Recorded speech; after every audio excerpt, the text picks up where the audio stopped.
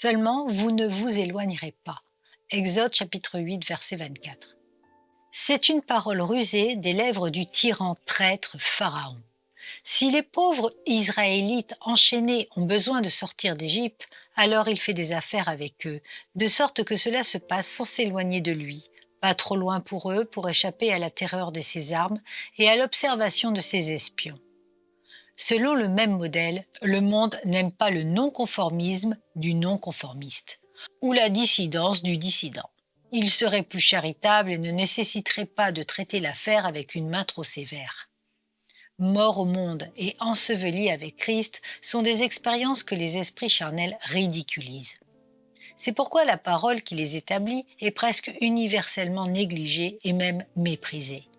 La sagesse du monde recommande le chemin de la compromission et parle de modération.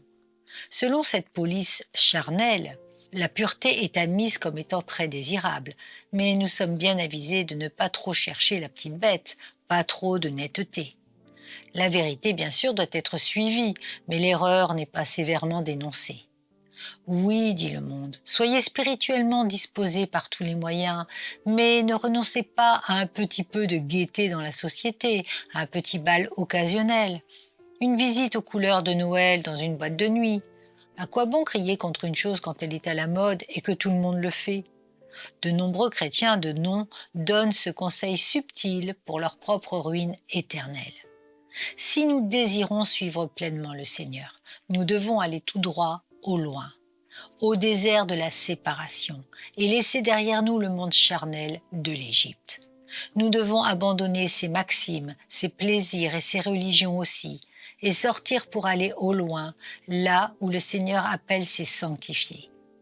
Quand la ville sera au feu, notre maison ne pourra pas être trop loin des flammes.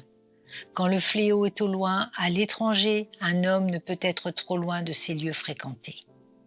Plus nous sommes loin de la vipère, mieux cela vaut pour nous.